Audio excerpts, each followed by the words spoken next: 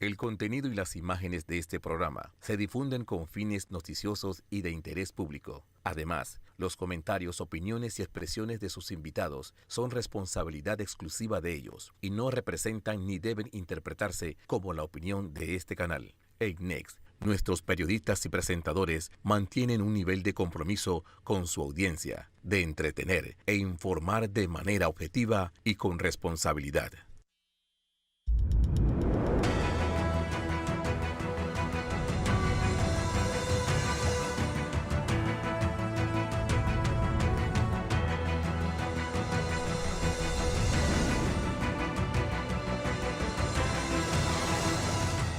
Muy buenos días, Panamá. Hoy es domingo 14 de mayo. Usted nos ve por Next. Canal 21 nos escucha por KW Continente. Una semana donde pues, culmina con temas de todo tipo. Amenazas de paros por parte de los grupos docentes, amenazas de una huelga de un grupo minúsculo en Minera Panamá y pues, amenaza de huelga mañana de los trabajadores de ENSA.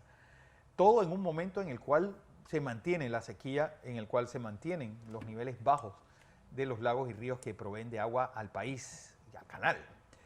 Una semana donde, pues, lo que pasó en Colombia a inicios con el presidente Petro diciendo que lo están intentando tumbar. Primero con estas contundentes declaraciones del fiscal general del Estado, el licenciado Barbosa, y posteriormente con esa marcha que reunió a reservistas en la plaza más importante de la capital colombiana. Como todos los domingos, José Luis Ríos, el ingeniero Guillermo Ruiz, Sarey Pineda Troch, todos bienvenidos. Buenos días, Fernando, buenos días a todos. Bueno, empiezo contigo, Sarey, porque temas de la semana, ¿a qué hubo que prestar atención? Bueno, Fernando, sin lugar a duda, el inicio de campaña de Rómulo Rux y Yanivel Ábrego en un opening interesante. Por un lado, Rómulo Rux inicia en el histórico Parque de Santana, donde justamente él cierra la campaña en el 2019, sin hacer un estudio evidente de los errores que es normal de esta infraestructura que se presentan y que no permite la visibilidad correcta del candidato, de su familia, de quienes lo acompañan, nuevamente apoyándose en el liderazgo del actual representante de Santana, Yair Martínez, para lograr el caudal de invitados y de otras figuras, mientras que Yanivel Ábrego hace un opening también en su feudo en Capira, interesante. Para mí, en lo personal no me gustaba estéticamente lo que estaba mirando, pero que al final el mensaje se entregaba, que era: aquí sí tenemos más personas apoyándonos, ella dando la vuelta en el centro del lugar, hablándole a los ciudadanos que se encontraban allí, acompañada por los diputados que estaban presentes, los 14 diputados que siguen acompañándola a lo largo y ancho del país. Bueno, porque hay algo que Memo, la Plaza de Santana es una cosa como anacrónica. Sí, es algo que estuvo de moda en los años 50 y 60, pero ya para la mayor parte de la población, es más, no representa absolutamente nada. No sé si Rómulo lo que quería ver, que enfrente de Santana se lee Utermate, que es el apellido de la esposa, porque de otra razón, no entiendo para qué tú buscas un lugar que no le suena a nadie. Que por cierto, la gente que está ahora en Utermate no le agrada la idea de que estén haciendo esas cosas ahí. Pero, a ver, voy a comenzar por algo bastante fuerte, que decía el dictador Pérez Jiménez, que a la gente inteligente se le convence con hechos y a los estúpidos con palabras. Y lamentablemente estos hechos que vimos, pues que te guste más o menos la estética, pero Yanivel puso a la gente en el lugar y se veía lleno y la gente se veía animada. Porque no hay nada peor que ver un acto político donde la gente esté como triste y con ganas de a qué hora es la comida y que los chiquillos estén dando vueltas por ahí. Que hemos visto mucho de eso en las últimas semanas. Y en el caso de Rómulo Rux, les voy a contar algo. El Parque Santana tiene una característica sencilla y es que solamente puedes usar la mitad, para ser bueno, del parque. Y el otro tema es que tú pones el dron que tú quieras allá arriba, no se ve porque está frondoso. Así que lo que hacía el Parque de Santana era garantizarte que no te iban a contar. Y tengo la impresión, por las fotos terrestres que vi, que la movilización de Rómulo Rux fue bastante pobre. ¿Por qué? Porque el hombre no cuenta con los depósitos del Tribunal Electoral, del subsidio electoral, y ya él está haciendo merma en este momento. Claro. Y por alguna razón no quiere usar fondos propios para su campaña, y lo hemos estado viendo. Yo haber sido Rómulo Rux, si no quería una cosa, me hubiera ido al interior, habría hecho una cabalgata, me habría ido a la playa, habría hecho algo más creativo, pero lo que él hubiera querido es que el cierre hubiera sido en Multiplaza. Al Parque Santa Ana, donde lo que yo estoy completamente seguro que estaba buscando era esa complicidad de la noche. Mira, yo recuerdo... Bueno, 2 horas retrasado al inicio del evento, porque estaba programado para las 4 de la tarde, inició a las 6 de la tarde. Porque no llegaba la gente, Sara, y ese era el problema. Que el problema de Rómulo es que ni TikTok ni las palabras van a convencer a la gente. Tiene que demostrar que puede encabezar una nómina, ya yo no voy a decir oposición porque oponerse a Martinelli no es oposición, pero una nómina que sea ganadora. Ahora mismo, mira, ni el partido Alianza, ni País, si yo fuera parte de esos partidos, aceptaría que él se me impusiera de primero, porque no ha demostrado tener, si mueve 100.000 personas, ni la alcaldía de Panamá la ganas con eso.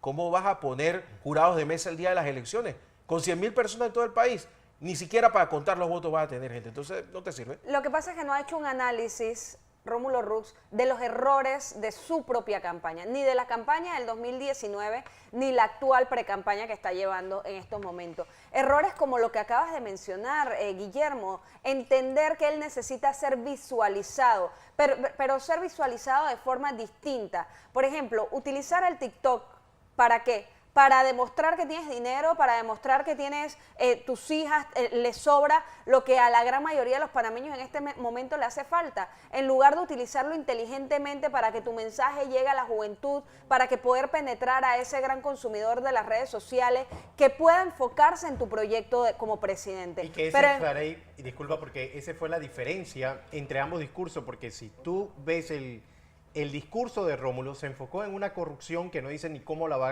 a acabar. Porque no, pero una corrupción, pero con el ganado que tenía atrás. Él tampoco, tenía allí.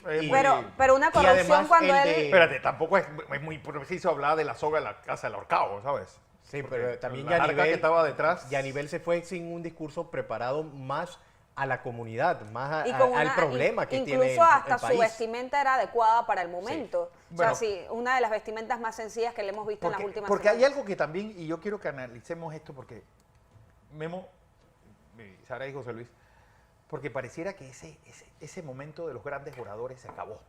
Es decir, ahora o vienes muy acartonado, hablando, por ejemplo, Rómulo hablando de jarrete, que yo estoy seguro que Rómulo en su vida ha visto un jarrete, no sabe cuánto cuesta ni cómo se ve. O José Gabriel hablando de Big Mac. O el otro hablando del pollo empanado con bacon del McDonald's. Es decir, el problema es que estamos cayendo en gente sin contenido dando mensajes muy cortos que a la larga no parecen dar soluciones no va a ser diferente, Fernando. Un plan imaginario de cosas que no existen. No va a ser diferente. Ya yo he hablado con varios de precandidatos y evidentemente todo se está centrando en tratar de venderse, en ser el contra de una candidatura, ya sea Martinelli, el gobierno. Eso es lo que está terminando de suceder aquí, y hasta que esto no se quede muy claro, porque también está el tema de los que están buscando firmas, que ahí está Yanivel en su Zulay en su laberinto, está Melitón, que ¿dónde va a sacar los votos? El panameñismo, y vamos a ver qué pasa en el tercer lugar, que la última vez que me fijé, sigue el promedio de 1.000 firmas de Maribel Gordón, y los otros candidatos se van desinflando. Así que dicho esto, todavía falta mucho por ver. Yo creo que la gran batalla es la que viene el próximo mes, donde veremos quién termina cayendo, si Rómulo Rux o Yanivel Ábrego. Por eso decía que los hechos son los que van a convencer a la gente inteligente. A partir de ahí, yo creo que en la resolución del tema de Rómulo Rux ya vamos a saber entonces para dónde es que van las cosas. Porque si Rómulo Rux cae en esa elección, no le va a quedar de otra que dar el paso atrás. Y eso, pues, se le abre el cielo a Ricardo Martinelli. Pero otra cosa, creo, porque la pregunta es decir, supongamos que Rómulo Rux gane. Es decir, Martín Torrijos puede ser el abanderado de los partidos de oposición. Es decir, Martín Torrijos puede salir en la papeleta no solamente del PP, sino del Cambio Democrático Y el panameñismo. impensable del partido panameñista. Pero es que, y mira, Fernando, lo que estamos teniendo ahorita son candidatos de eslóganes, Sí. más nada. Le creamos un eslogan, usted salga y diga eso. Vamos todos contra la corrupción. Hable sobre la corrupción. Busque qué subsidio puede ofrecerle a la gente, como lo dijo Rómulo Rux, medicinas gratis para la gente. Aquí solamente tenemos 2 candidatos que están hablándole al sentimiento de la población, que están hablando con algún tipo de propuesta, con alguna visión futurista. Uno es Ricardo Martinelli con esta publicidad que ha sacado muy calmado, enviando un mensaje de mira qué han hecho los demás en su vida, nosotros hemos construido otro. Y el otro es Martín Torrijos haciendo un intenso recorrido de medios, haciendo una apertura de su postulación como precandidato, ya candidato formal, con un discurso que tiene contenido, que tiene forma, que tiene un mensaje que llena de esperanza a la población panameña. Mientras tanto, todos estos pichones de políticos que tenemos actualmente, de candidatos, aspirantes a gobernar, simplemente lo que estamos viendo son candidatos eslóganes, que creen que con esto van a poder penetrar en la psiquis de la población, en la psiquis del votante, y los van a convencer de inmediato. Ahora tenemos que ser genuinos. ¿Qué es ser genuino? Sí. Salir hablando en un video que te comes 4 Big Mac cuando aquí hay niños que mueren de hambre, que cuando aquí hay niños que no comen. ¿Quién se puede comer, Sareis, un Big Mac en estos momentos? ¿Quién se puede comer un combo en estos momentos? No lo puedes pagar. No lo puedes pagar, Sareis, esa es una realidad. Y esa es la Salir realidad, a hacer exacto. sopa, pero con una sola persona al lado tuyo porque no le permiten a los demás estar cerca de ti. Pero es que ahí es donde vamos. No estamos entendiendo que estamos en la época de la información, en la era de la información, sí, en donde toda la población tiene acceso a ver lo que tú haces, a escuchar lo que tú dices. En medio de esto tenemos que ser conmovidos a no insultar a la gente, porque en este momento nos sentimos conmovidos, estamos en medio del levantamiento de un sufrimiento como fue la pandemia, de una reconstrucción.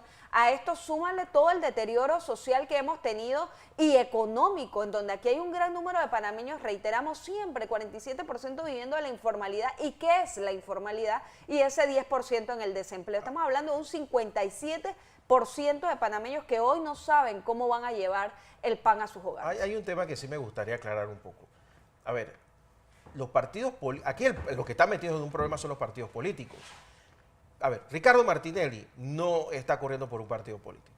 A pesar de que ya está inscrito en el Tribunal Electoral y todo lo demás, realizando metas de un partido genuino y todo lo que tú quieras, pero internamente todavía le falta esta elección para cohesionar una serie de personas que entonces van a comenzar a tener la suficiente lealtad electoral para organizarse internamente en cuadros permanentes.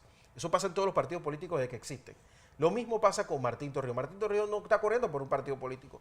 Él es un independiente que ha encontrado una franquicia para evitar la sangría económica y financiera que es inscribir libros y todas esas cosas. El Partido Popular lo logró, pero Martín Torrijos corre como independiente. O sea, tanto Ricardo Martinelli como Martín Torrijos no están en estructura de partido.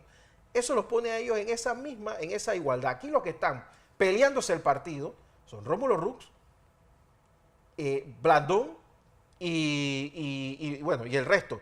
Ricardo Lombana tampoco. Ricardo Lombana trató de crear su movimiento para que no le pasara lo que sucedió en la vuelta anterior. Pero ¿qué pasa? El problema de Ricardo Lombana es que en la elección anterior, que los jóvenes lo apoyaron, que no son ningunos tontos, él dijo que el sistema de los partidos políticos era malo. Y tú traicionas tu discurso y se lo dices a gente que creyó en ti porque confió y compró el discurso. Le dice, espérate, no me dijiste que eran malos, entonces yo qué voy a hacer ahí. Y para colmo reclutas a un montón de gente de la dictadura, de otros partidos, del PRD, del panameñismo. Pues salidito no, nadie quiere saber de ti. No es que sea malo, no es que sea malo el candidato, es que traicionó el discurso y ahí ya no tiene ningún chance. Espérate, es que los independientes nos está sucediendo lo mismo que le pasa a la gente de extrema derecha o de derecha que ve socialistas y comunistas como la misma cosa. Igual la gente que está a la izquierda, todo lo ve como fascista, no importa si son liberales, no importa si son socialdemócratas, ellos lo ven como fascista. Nosotros hemos perdido de vista que los movimientos independientes parecen, pero no son. Es decir, y es algo que se está leyendo claramente, son las diferencias grandes que hay entre Vamos y Movín. Bueno, pero... Y entre Lombana, Vamos y Movín, porque al final los tres están hablándole a la misma gente y tienen los mismos padrinos, así que ese dólar te lo tienen que fagocizar entre los tres. Así que yo creo que hay que prestarles atención, sobre todo esa disputa que Rubén Blades ahora está haciendo una especie de Celestina, tratando de unir a Lombana con Vamos cuando son el agua y el aceite. ¿Ustedes realmente creen que Rubén Blades no va a apoyar a Martín Torrijos? Por favor. Eso no hay que dudar. El único que no lo ha entendido es Ricardo Lombana. No, y el único que cree que no nos hemos dado cuenta es Rubén Blades. Por supuesto. Pero es que aquí lo que no ha entendido y lo que quizás está haciendo Rubén Blades es buscar primero entrar nuevamente con Ricardo Lombana para entonces iniciar esa mediación de Ricardo Lombana con Martín Torrijos, aunque sabemos también que han existido algún tipo de acercamiento entre Ricardo Lombana y el panameñismo para ver si logran sentarse en la mesa y buscar alguna ruta de escape, ya sea para el panameñismo, que es el que parece más urgido, ¿no? Desesperado por llegar al poder. Yo creo que es el único que está claro que no va a la cabeza de nada. Es el único que está claro. Hay otro punto, y para que tú se diga que nunca hablamos de eso. Yo creo que los movimientos que se pueden realizar realizando metas tienen que tener cuidado. Porque Ricardo Martinelli ya lo conocen. Sí. Entonces, cada vez que yo veo un grupo de gente realizando metas que llaman a cualquier cosa, me quedo pensando, ¿saben ellos que su candidato no necesita que salgan? Entonces, ese ruido a veces, que por querer hacer algo bueno, dicen los chinos, que no se debe hacer cosas buenas que parezcan malas, a veces ese ruido no ayuda al candidato. Y yo lo he estado notando, y por eso insisto, que Realizando Metas todavía no es un partido, porque todavía no tiene esta estructura con estrategas claros, porque es un partido recién formado. Bueno, pero ahora es que pasa esta elección lo vas a ver. Ante la necesidad de Ricardo Martinelli de buscar una alianza con Cambio Democrático. ¿Por qué? Por la misma necesidad, por ejemplo, o la misma falencia que tuvo Ricardo Lombana en las elecciones de 2019, porque necesita representatividad a nivel nacional para cuidar los votos el día de las elecciones. Esto te demuestra que estos 30 años de democracia han sido una falacia. Han sido una falacia porque hemos tenido un tribunal electoral que no ha hecho su trabajo. Y lo que está pasando en Cambio Democrático es la mejor muestra del desastre que ha sido el tribunal electoral y de los cientos de millones que nos ha costado hacer que estos bandidos tengan estos partidos para nada. Pero que yo te lo digo siempre. Y que nosotros a estas alturas del siglo XXI, Guillermo y amigos televidentes,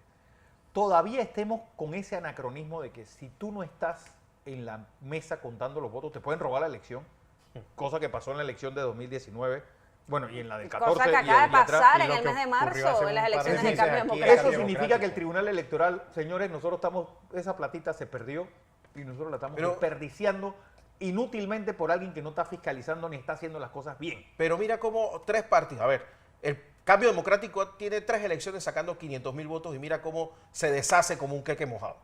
Y mira el PRD, que todas las elecciones saca más de 500.000 votos y ahora mismo está marcando en cualquier situación la mejor del partido o del candidato, menos que la peor actuación política que ha tenido, que fue en el año 89 con 28% de los votos. Todavía está muy lejos de llegar a donde llegó el difunto Carlos Duque. ¿Te imaginas la fortaleza de los partidos cuando les está pasando estas cosas? Y eso sí tiene que ver con una deficiente utilización de los fondos que provee el Tribunal Electoral a través del subsidio electoral que están increíblemente mal supervisados. Guillermo, pero eso es caer en lo mismo. No tenemos buena educación porque no invertimos en más cemento. No tenemos buena salud porque no invertimos en mejores hospitales. No, señores, no tenemos estas cosas porque no hay buena voluntad, porque no hay buenos políticos, porque no queremos crear camadas hacia el futuro, lo que hablábamos hace unos programas atrás, delfines, como los llamaba Fernando. Sí. No queremos crear doctrina y disciplina. ¿Por qué? Porque nosotros, el que viene atrás mío me va a quitar la posición, porque yo quiero quedarme aquí a la perpetuidad. Entonces, cuando nosotros entendamos esto, y principalmente cuando los partidos políticos entiendan que esta elección del 2024 no es única y exclusivamente para escoger el presidente, sino es para determinar determinar el futuro de cada uno de los colectivos, de estas instituciones tan importantes en la garantía de la democracia de nuestro país. Entonces van a empezar a generarse esos cambios. El PRD había avanzado en este lineamiento bajo la secretaría de Pedro Miguel González. Lamentablemente, volvemos a caer en el pasado, como si no hubiésemos hecho un estudio real de los errores cometidos en el 2009 y en el 2014.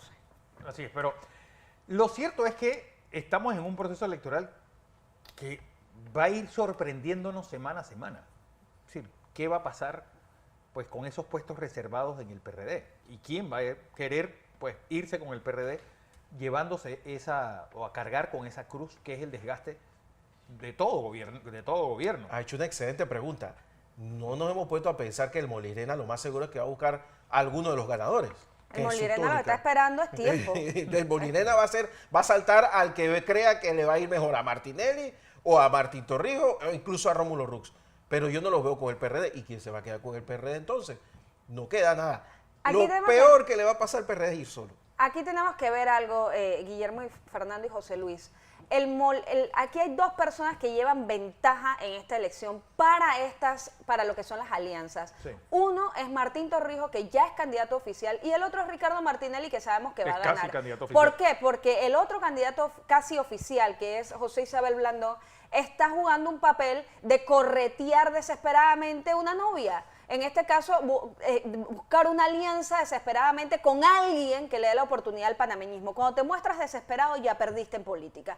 Entonces, ahí hay una ventaja, pero también recordemos que Pancho Alemán, como presidente del Molirena, por ejemplo, no va a cerrar una alianza públicamente en este momento cuando él sabe que le falta un año todavía de gobierno. No va a arriesgar los puestos de su gente, de su partido Molirena, no va a arriesgar el feudo de la Lotería Nacional y así sucesivamente algunos otros feudos pequeños que tiene en el gobierno nacional, porque le costaría dinero al partido y él necesita esta seguridad por los próximos meses para poder cerrar una alianza definitiva. Pero, por ejemplo, el Molirena, pues, de los 4 diputados, los 4 salieron gracias a ese voto cruzado de tener representación en 2 papeletas.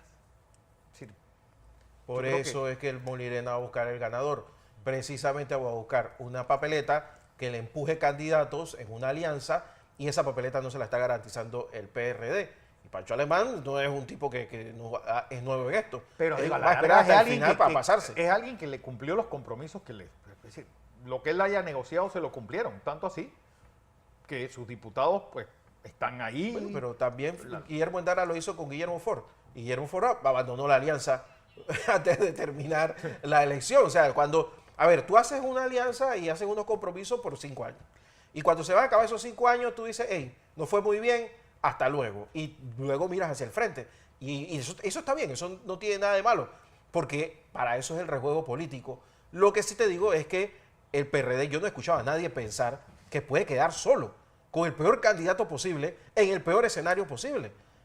Es un desastre lo que hay en ciernes para el PRD si no hacen algo rápido. Lo que va a necesitar el PRD es rápidamente una reestructuración, un entendimiento claro del error cometido, reitero, por no seguir el rumbo que había dejado ya establecido Pedro Miguel González como secretario general.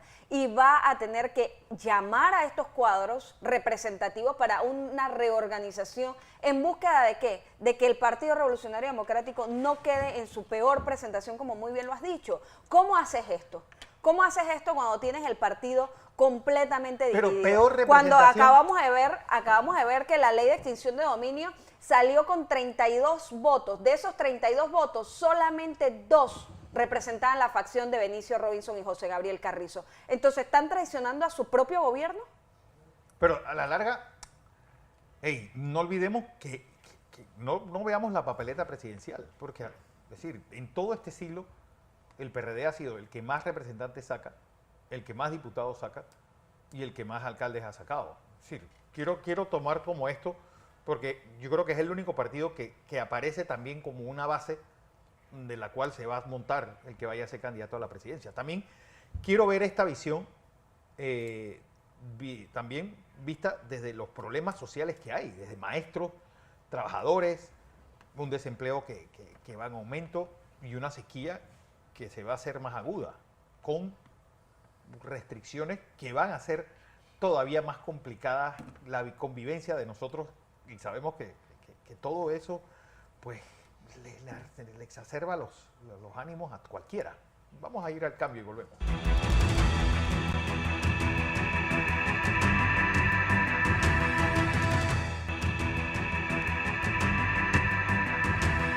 Seguimos en la presentación de Entre Líneas. Hoy es domingo 14 de mayo y seguimos tocando el tema. Y quería hablarles exactamente sobre eso. Es decir, el PRD es el único partido que ha logrado eso desde siempre.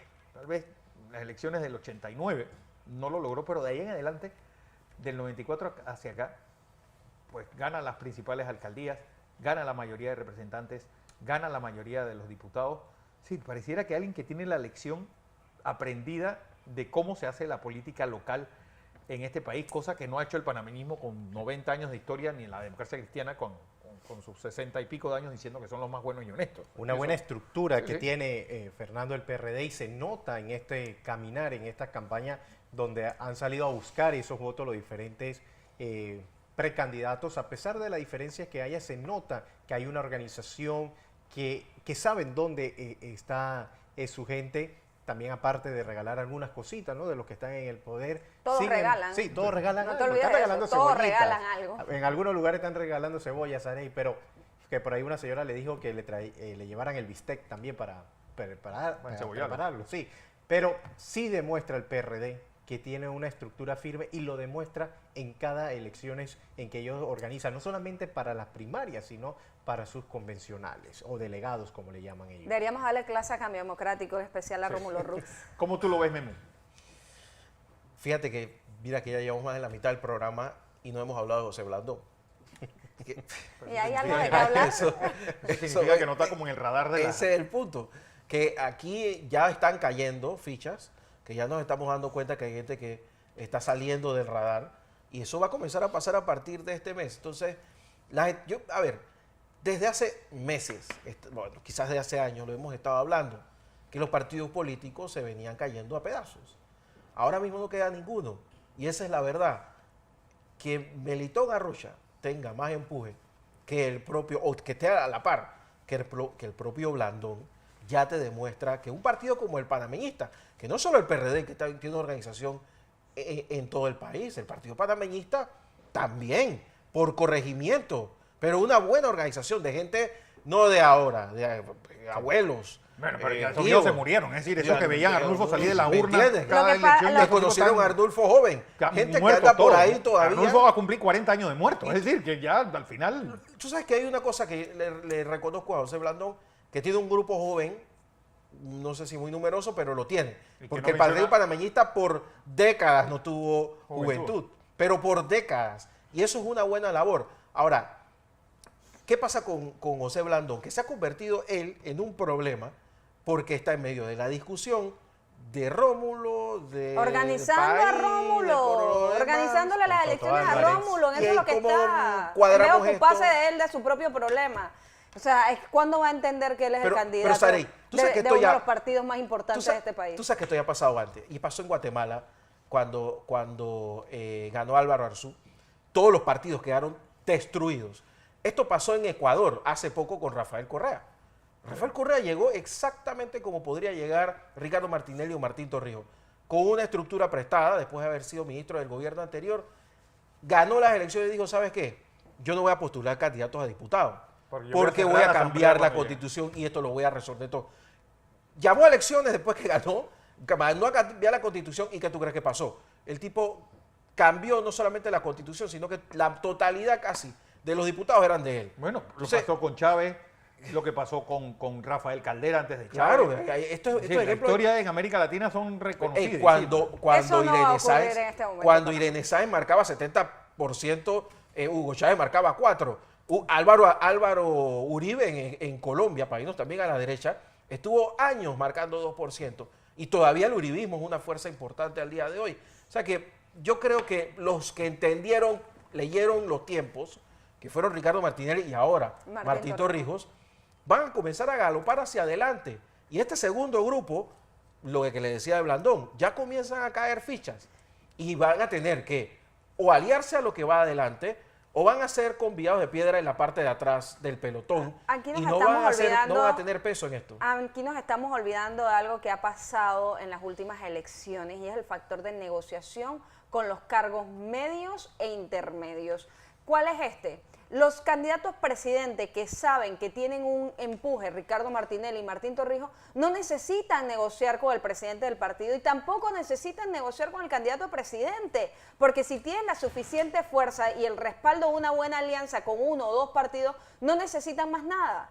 En lugar a eso van a irse a negociar por circuito con los diputados, negociar 5.000, 10.000, 15.000, 20.000 votos en distintos puntos sin que se tengan que poner la camiseta del candidato, porque no necesitas que se ponga la camiseta. Se vivió en las elecciones del 2014 con Juan Carlos Varela. Entonces, esa va a ser la verdadera negociación que vamos a ver representada en las elecciones del 2024. Pero sí vamos a ver una asamblea diversa y sí vamos a seguir viendo juntas comunales como las que hemos visto, con los mismos liderazgos, con un partido, por ejemplo, como lo decíamos, quizás un PRD, manteniendo algunos espacios, un cambio democrático, metiendo un par de gente, dependiendo quién sea el candidato. Es lo que te decía, yo creo que eso va a pasar solo de sigla el primer día.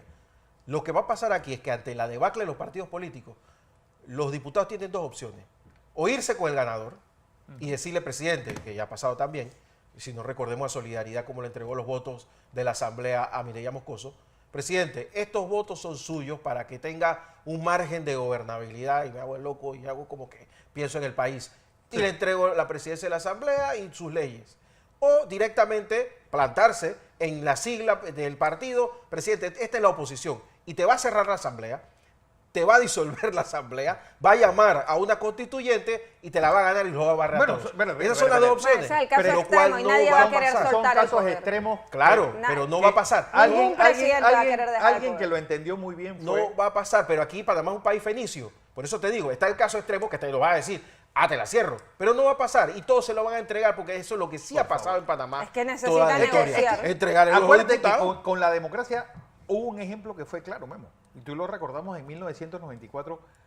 Pérez Valladares dijo, al que me orine fuera del cubo, pues que se atenga a las consecuencias y desde tempranito. O si no, pregúntale a Mario Miller lo que le pasó por querer hacerse el guapo desde la Asamblea. Y yo creo que eso es una lección que tienen los diputados muy bien aprendida. Y bueno, De que aquí el que no se suma, ¿No te acuerdas de los ninjas de Guillermo Endara? pues... los- Marco Ameglo se prestó, yo mismo soy, y presidió la Asamblea y quedaron los demócratas cristianos mirando de la grada. O sea, estas cosas ya han pasado en el país. O sea, lo que va a suceder... ¿De dónde tú crees que va a sacar los diputados Martín Torrijos? Del PRD. Por supuesto. ¿Y de Claro. dónde tú crees que van a salir los diputados Espérate. de Ricardo bueno, Martínez? diputados, De Cambio alcaldías Democrático, y de Espérate. Morirena, de Y en el todo caso lo que de queda por Martín ahí. Torrijos, Y algún me PRD. atrevo a decir de dónde va a salir el gabinete de un hipotético gobierno de Martín Torrijos. Si no lo conoce más nadie. pues no es que no conozca más nadie. Digo, no conoce sino- más nadie para ser ministro. Va a salir el Si PRD. no es que sabemos que uno de los mejores gabinetes que hemos visto en este país son PRD. No nos llamemos engaños. Bueno, pero son los que entienden el lamentablemente, Estado. lamentablemente los que tenemos hoy ni son PRD, ni son torrijistas, ni representan la O sea, Rey, doctrina del partido. a mí me causa grima porque también con Varela, que no es que Varela no es anulfista, Varela es anulfista, Varela es panameñista. Y Nito Cortizo y su gabinete son PRD. Torrijistas yo no sé si serán. Yo la verdad es que lo del torrijismo se lo ha ido a gente tan diversa que yo no tengo claro ni siquiera qué es eso que llaman torrijismo, pero son PRD, son Pero torrijistas. son el peor cuadro Bueno, que no hemos sé tenido. si son los mejores o los peores, O sea, pero son, el es lo que peor estamos cuadro, hablando. lo vemos en los resultados, Fernando, lo vemos en la educación, lo vemos en la salud, lo vemos en el Ministerio de Obras Públicas, lo vemos en el Ministerio de Seguridad. No han sabido ejecutar correctamente el poder en el Estado, del Estado panameño, en beneficio de la gente. O sea, es el peor cuadro del PRD. Hemos visto mucho mejores cuadros. Bueno, se ha visto mucho mejores, pero también, es decir, esos cuadros tienen 200 años, yo no sé, pero tendrán mucho tiempo. La gente hablaba de no, que el gabinete de no sé quién. Esos tipos ya eran jóvenes hace 70, 50 años. Ya no están muchos de ellos para armar ni siquiera, es decir, hacer algo manual, ni estar todos los días parándose temprano. Pero lo cierto es que tenemos pues una bomba social en la cual estamos caminando. Pero yo no entiendo la Una alarma. bomba social. Pero, Fernando, yo no entiendo la alarma. Ricardo Martinelli, ¿cuántos años lleva pensando ser candidato en esta vuelta?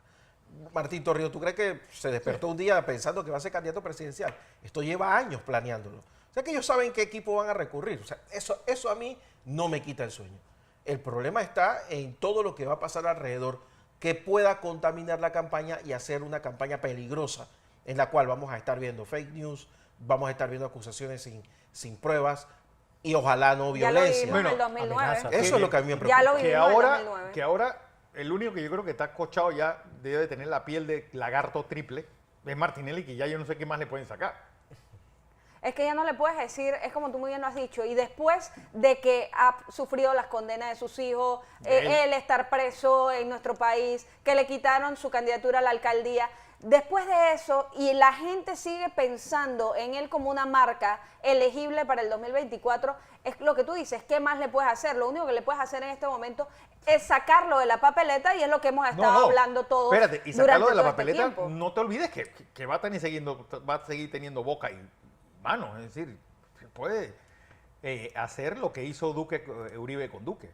Pero es que habría que ver si él tiene el suficiente poder ante la población de poner la bendición. Casi lo hace en el 2019. Pero lamentablemente el candidato no supo qué hacer con eso. No quiso hacerlo. Es decir, casi lo hace en el 19. Nada. Ese no entendió nada. Este tiene los apéndices auditivos bastante grandes por el gusto. Memo. No, lo que sí es cierto, lo que sí es cierto es que tenemos un gobierno que no va a entregar unas ejecutorías aceptables. No sé si ustedes lo han escuchado, el presidente en los últimos 6 meses. Tiene el mismo discurso de la tormenta perfecta, de los huracanes por aquí. Se pasa 5 minutos repitiendo la misma canción que alguien le ha dicho. Si la repites mucho, la gente se la va a creer. No va a pasar. O por lo menos en este caso no va a pasar. Y el presidente de la República, cada vez lo vemos menos, ya le cayó ese ocaso del poder, pero muy adelantado. Sí. Entonces, para colmo, tienes a su vicepresidente, que por cierto, ya lo vemos y con cada vez más incomodidad por parte de quienes lo rodean, cuando representa al gobierno en un acto oficial, que es un error. El vicepresidente de la República tiene que dedicarse completamente a la campaña, para su propio bien y para beneficio del Estado panameño. Pero se ha querido tener esta figura absurda que lo que hace es que lo descalifica más y le aumenta su negativo. Pero yo lo estoy haciendo gratis, pero estas cosas normalmente se paga por eso. Pero por un lado... Tiene que tener un par de asesores que se lo digan, oye, salte de esto. Es que tiene asesores, porque pareciera que no tuviera asesores. Pero si lo ves en un TikTok donde dice que había personas que no se quejaban hace 10 años quejándose hoy, entonces tú estás diciendo que algo hicieron mal o están haciendo mal en el propio gobierno que él representa. No, y lo más triste es que prometiendo cosas que deberían estarse ejecutando en este momento y cambiar un poquito el discurso. Por ejemplo, en lugar de hablar de promesas de cosas que no lograste solucionar en tu mandato, donde tú eras el ministro de la presidencia, entonces empecemos a hablar de continuidad, para ver si hay algo que continuar, porque nosotros, yo sinceramente que no salió a dar la cara cuando cerraron en Veraguas, ¿cómo tú crees que te va a resolver el conflicto? Yo les voy a dar un ejemplo de algo que para que usted vea. El presidente ahora tiene esta nueva modalidad de dar una conferencia de prensa después que da su discurso cada viernes. Y habla con los periodistas de cada lugar, algo que debió haber hecho desde el principio, pero bueno. Y una vez que salió la junta esta militar a hablar de la ley de extinción de dominio. A extralimitarse y que bueno, de eso no quiero entrar porque si no pasamos el resto del programa. Pero le preguntaron al presidente esa misma mañana, porque lo otro fue en la tarde. Y el presidente dio una respuesta ahí bastante nebulosa, pero era la respuesta del presidente. Si tu ministro de Seguridad en la tarde dice otra cosa, está desautorizando al presidente. Tú tienes que votarlo en la noche.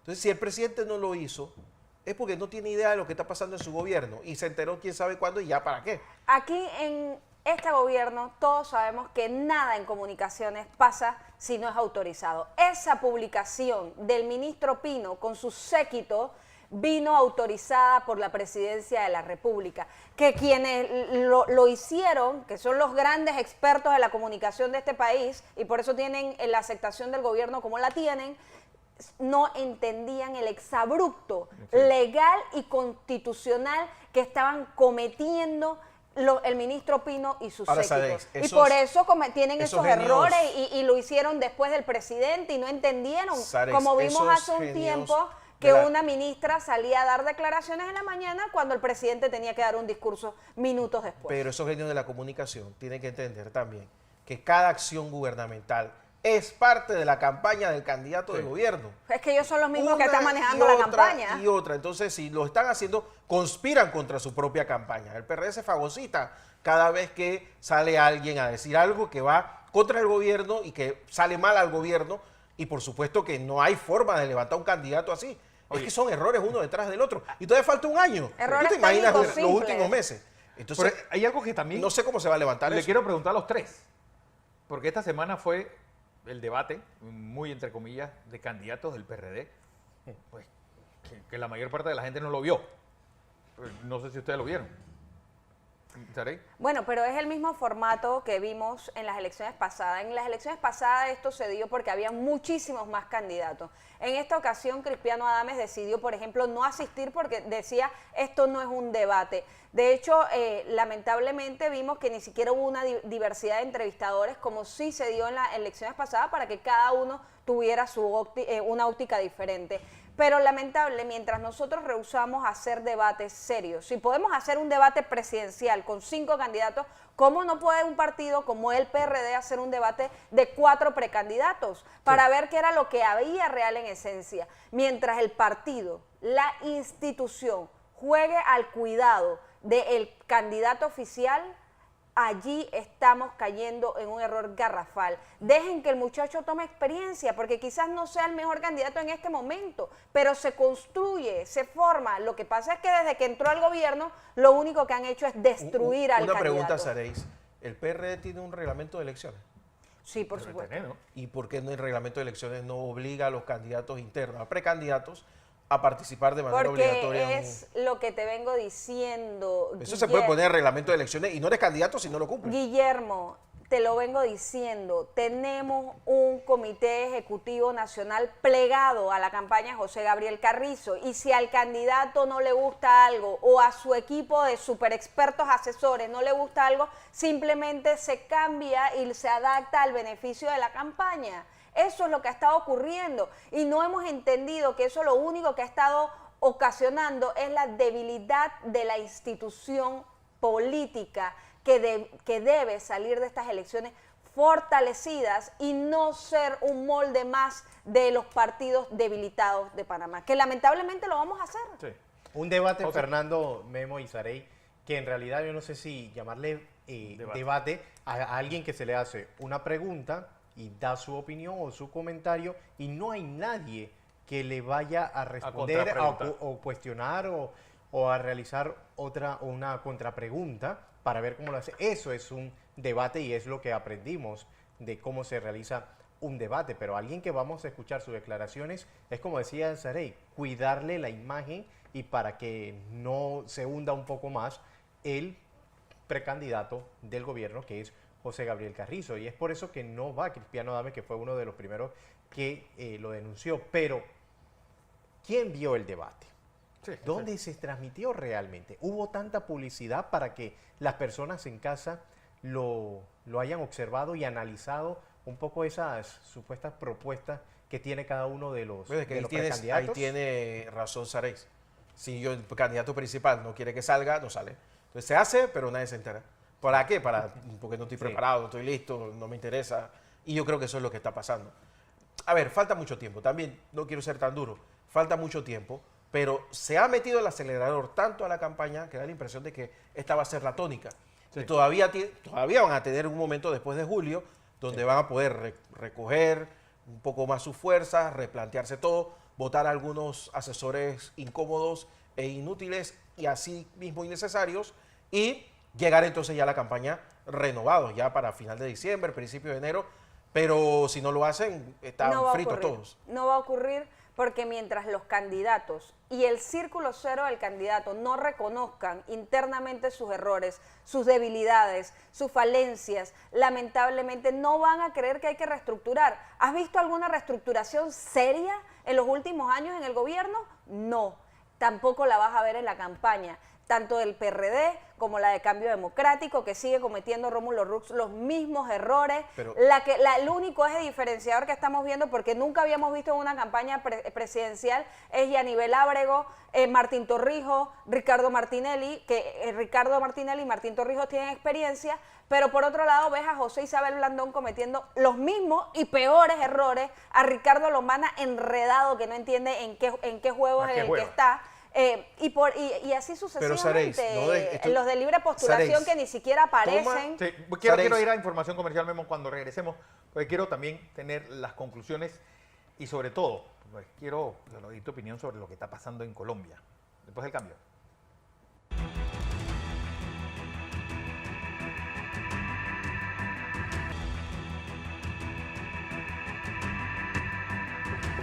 Seguimos en la presentación. ¿Qué te pasó? Yo le dije esperar.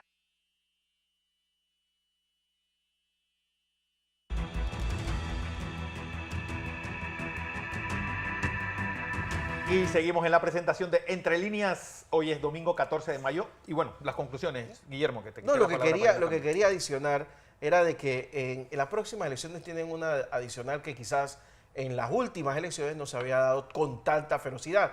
Y son los grupos de poder económico que están detrás de cada uno de muchos de los candidatos.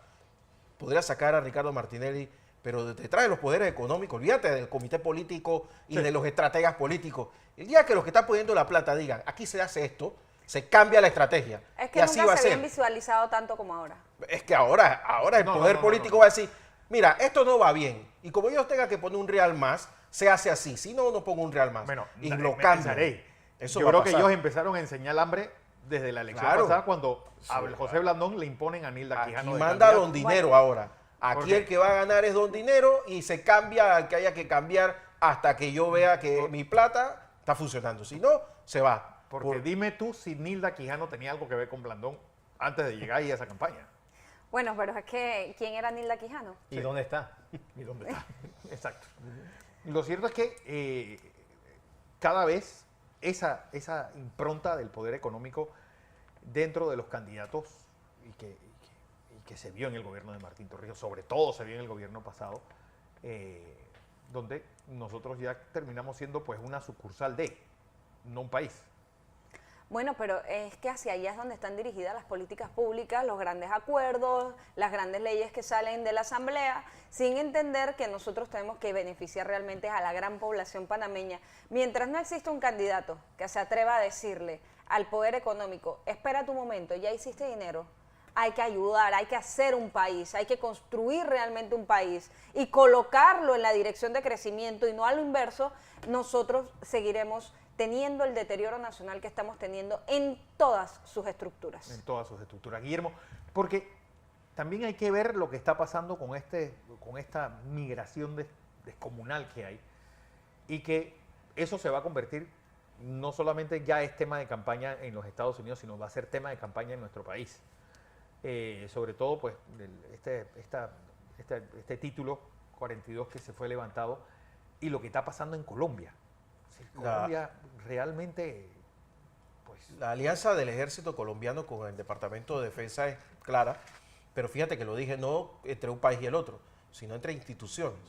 Y ya vimos un primer ejercicio que no es menor que ver a reservistas y exsoldados de todos los rangos desfilar a la Plaza Bolívar en el centro de Bogotá. Eso es para llamar la atención. Nada más este fin de semana que pasó, hubo un grupo de militares que quedaron encerrados con unos encapuchados que no se sabe muy bien a qué organización delictiva pertenecían.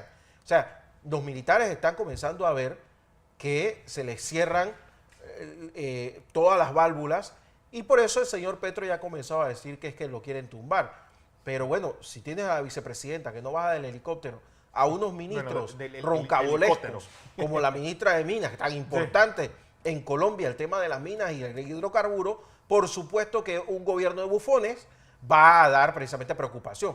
Colombia no es un país cualquiera. Segundo gabinete, recuerda. Colombia es un país donde los departamentos, cada uno está gobernado por una familia poderosa. Sí. Y ellos no van a permitir que el país se les venga abajo como pasó en Venezuela, que ahí era diferente. Ahí los partidos políticos cada uno tenía su feudo y dejaron que Hugo Chávez los arrasara. Eso no va a pasar en Colombia. Lo malo ahora es que vamos a vivir un momento muy convulso con el tema de los migrantes. Panamá no está preparada. Yo me temo que Costa Rica es capaz de cerrarnos la frontera. Que por supuesto la va a cerrar. Y nosotros vamos a estar como estamos. Acabamos de ver la semana Presidente por pasada allá, cómo el otro por Estados acá. Unidos le devolvió un gran número de colombianos nuevamente a su tierra, a Colombia. ¿Y qué va a seguir pasando con los demás inmigrantes que están pasando? Y nosotros seguimos sometidos. Mira, en este trimestre, ¿cuánta gente ha pasado? El triple, el doble de lo que pasó en el año 2022. Estamos en el año 2023 a 4 meses, ya lo hemos duplicado. ¿Qué vamos a hacer? Mira. ¿Estamos entendiendo, Panamá, que no tenemos cama para tanta gente? Sí. América Latina ha sido un lugar de migrantes por muchas Pero décadas. receptor. Por ejemplo, Venezuela ha sido uno de los más grandes receptores. Argentina ha sido un gran receptor. El propio Estados Unidos ha sido un gran receptor. Pero directo. Y ha llegado a tierra fértil. En este momento tenemos una ¿Pero y qué migración. tipo de migración era? Porque eso Bueno, también hay que allá voy. evaluarlo. Era una migración que llegaba a un lugar donde sabían que iban a progresar y se asentaban. A Venezuela llegaron casi 6 millones de personas durante varias décadas y ahora ha pasado a Colombia. Pero ahora mismo lo que va a hacer Estados Unidos es que le va a cerrar la posibilidad a muchos y ellos van a comenzar a volver. Ya lo vimos con los venezolanos que quedaron aquí a expensas de que los repatriaran. Yo no estoy muy seguro que eso va a pasar porque ya no son tantos venezolanos. Ahora vienen de Ecuador, de Colombia, El problema de Cuba, central. de Haití. ¿Qué vas a hacer con eso? El ¿Vas a quedar bien? problema central que estamos teniendo no es que no estamos recibiendo una migración buena, productiva, que se pueda establecer, invertir en tu país, que pueda trabajar en beneficio de la nación. Estamos recibiendo un lastre, un problema social, estamos recibiendo enfermedades, estamos recibiendo delincuencia y prostitución. ¿Hacia dónde nos vamos a encaminar como país? En un país tan pequeño. Vamos a quedar, la capital de Panamá va a quedar encerrada en medio de cuántos inmigrantes que se van a quedar aquí, producto de que Costa Rica en algún momento va a cerrar sus fronteras, en que Colombia no quiere ponerle un límite a esto y en que Panamá ha sido totalmente permisivo. No es que Colombia le quiera poner límite a esto, es que Colombia, para el señor Petro y su gabinete, Panamá no existe. Bueno, por eso digo, no les da la gana de poner un límite. Y Panamá sigue siendo permisivo. ¿Por qué nosotros no podemos hacer lo mismo que Costa Rica? Y decir, ¿sabes qué? Aquí no van a ingresar y punto. Porque nos falta ponernos los pantalones largos, entender la problemática que esto nos va a traer como nación y que necesitamos que alguien presida realmente y tener un canciller que entienda lo que está pasando y poder tener los estamentos de seguridad realmente preparados para decir aquí en esta frontera no va a ingresar nadie más y a negociar con Costa Rica la salida de la gente que tenemos. Así es. Bueno, José, ¿qué nos espera esta semana? Bueno, Fernando, el llamado a mañana una asamblea general, según por parte de los gremios docentes que han demostrado tener división. Vamos a ver en qué queda eso. El llamado a huelga también de los trabajadores de ENSA. ¿Cómo se llevará a cabo esta semana en materia de política? Recordemos que ya para la presidencial de realizando meta faltarían entonces 2 semanas. Y los números de la decena, Fernando, hoy sí están listos. 7, 2, 9 y la del 5, 7, 2, 9, 5. Bueno, a todos, gracias por su audiencia. Yo los veo en 2 semanas. Así que aquí dan con Sarey, con Memo y con José Luis. Recuerden, este programa se retransmite por KW Continente. A todos, gracias por su sintonía. Que tengan un feliz domingo y mañana, desde las 6 en punto de la mañana, la edición matutina de Next Noticias.